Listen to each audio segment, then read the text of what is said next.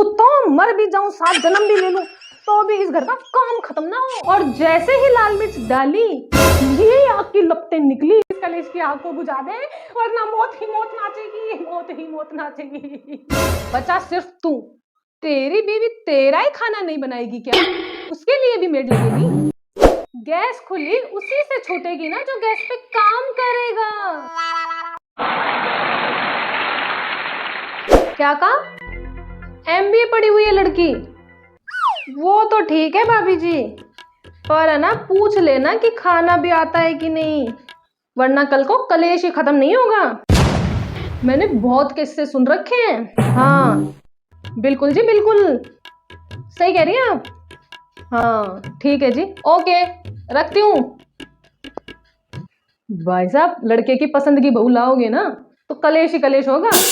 मेरे भाई की शादी ले लो, जिस दिन सगाई हुई ना सब खुश, कलेशी से कलेशी आदमी हंस रहा उस दिन। तो मेरी भाभी की माँ कहती है, हाँ तो भाभी जी कैसी शादी पसंद करती हैं आप?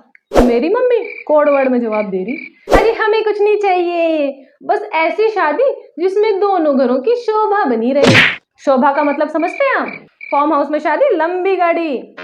तो लड़की की माँ कह रही, अजी वो तो हो ही जाएगा, पर ये जो हमारी बिटिया है ना, इसे खाना बनाना नहीं आता। भाई साहब, मेरी माँ ने सांस ली तो सही पर छोड़ी नहीं। कहती है क्या?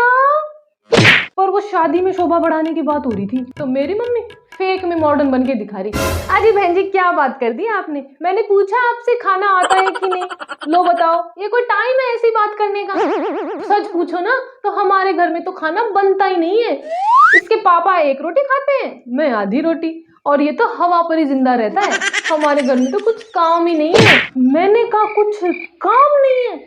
हमें तो सारी जिंदगी यही कह करके पाला कि कुत्ता मर भी जाऊं, 7 जन्म भी ले लूं, तो भी इस घर का काम खत्म ना हो। इन्हें क्या पता सारा कलेश ही काम का है।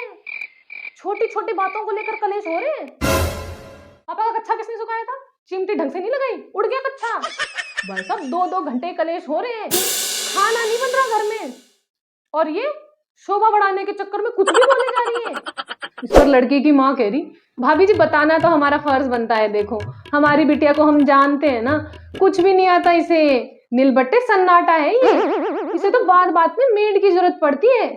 तो भाई मेरी मम्मी की चिंता तो और बढ़ गई। तो प्रोटेक्शन के लिए मेरी माँ ने एक डिस्क्लेमर दे दिया। कहती है कोई बात नहीं भाभी जी, जितनी हो सकेगी हेल्प करा देगी किचन में। भाई साहब इससे ज्यादा बड़ी मिसअंडरस्टैंडिंग ना हो नहीं सकती। अगर आपकी शादी होने वाली हो और आपकी सास कहे कि खाना बनाना नहीं आता तो कोई बात नहीं, किचन में हेल्प करा देगी, तो समझ लेना कि आपका लंबा वाला काट रही है वो, तुम्हें किचन में इंटर्न रख रही है, और इंटर्न से सबसे ज्यादा काम कराया जाता है, ये बोल बोल के कि सीख रही है।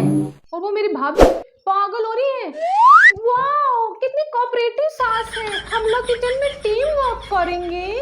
सच में शादी के बाद से तो घुसे ही जा रही है मेरी माँ के अंदर, मम्मी जी मम्मी जी मम्मी जी। और मेरी मम्मी, आओ बेटे हेल्प का दिन आ गया, दाल उबली हुई है छौंक तुम लगा दो, आटा गूंदा हुआ है रोटी तुम बना दो। और वो भाभी चमचा लेके तैयार खड़ी है, हाँ मम्मी जी अभी बनाती हूँ। तेल डाला, जीरा डाला, और जैसे ही लाल मिर्च डाली, ये आग की लपटें निकली जैसे हिरोशिमा नागासाकी में देखी गई थी लास्ट टाइम। ऐसा विस्फोट हुआ, पूरी की पूरी पीओपी जल गई, और मेरी मम्मी की तो फट गई। कहती है कुछ भी नहीं आता क्या? बहन जी सही कह रही थी, इसे तो कुछ भी नहीं आता, मेरी मती मारी गई थी जो इससे हेल्प मांग ली। बेटा जोमेटो स्विगी जिससे जो मंगाना है मंगा ले, मैं तो आधी रोटी खा के सो जाऊंगी, व्रत समझ के सो जाऊंगी, इस कलेश की आग को बुझा दे, वरना मौत ही मौत नाचेगी, मौत ही मौत नाचेगी। भाई साहब इसके बाद ना कलेश का बीज हमारे घर की जमीन में आकर गड़ गया, और पिस्ता लड़का ही है, इधर से बीवी मारती है इधर से माँ। इससे पहले कि मेरा भाई पिस्ता, उसने मम्मी से कह दिया मम्मी एक मेड रख लेते हैं, वो खाना बनाएगी, तुम भी ऐश करना और दीदी भी ऐश करेगी। हाँ हाँ सब ऐश करो, लुटा दो सारा पैसा इन मेडों पर, आग लगा दो इस घर को, खत्म कर दो सब। खाना बनाने के लिए क्यों, कपड़े धोने के लिए भी मेड लगाओ, बच्चे पालने के लिए भी मेड लगाओ, कल को हमें पालने के लिए भी मेड लगाओ, मेड ही मेड बताओ पूरे घर में, लुटा दो सारा पैसा इन काम वालियों पर। कितने लोग हैं इस घर में खाना खाने वाले? सिर्फ 4? कितना खाना बनेगा? एक तेरे पापा, मैं बनाऊंगी अपने पति का खाना। मुझे पता है अपने पति का पेट कैसे भरना है। इन बूढ़ी हड्डियों में जान है अपने पति का पेट भरने के लिए। बचा सिर्फ तू। तेरी बीवी तेरा ही खाना नहीं बनाएगी क्या? उसके लिए भी मेड लगेगी?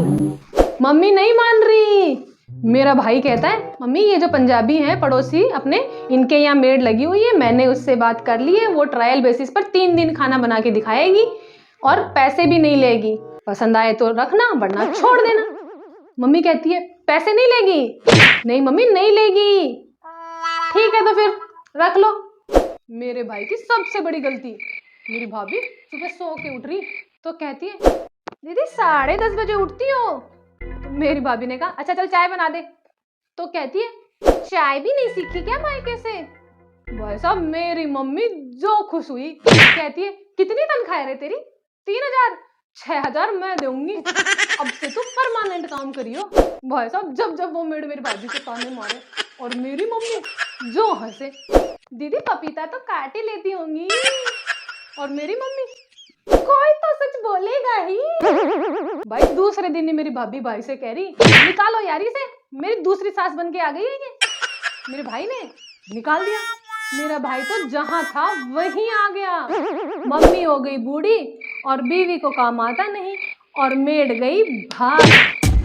अब बेचारी मम्मी को ही काम करना पड़ रहा है। भाई साहब जो बुड़बुड़ वाली रोटियां खाई है मेरे घर वालों ने, बुड़बुड़ वाली रोटियां पता है उसमें होती है भर भर के इरिटेशन, फ्रस्ट्रेशन। मम्मी को देखा है रोटियां बनाते थे हम दोपहर को, पहले बड़ों का करो फिर इनका करो, सारी जिंदगी करते रहो। कोई 5 बजे खा रहा है, कोई 8 बजे खा रहा है, कोई घी के खा रहा है, कोई बिना घी के खा रहा है।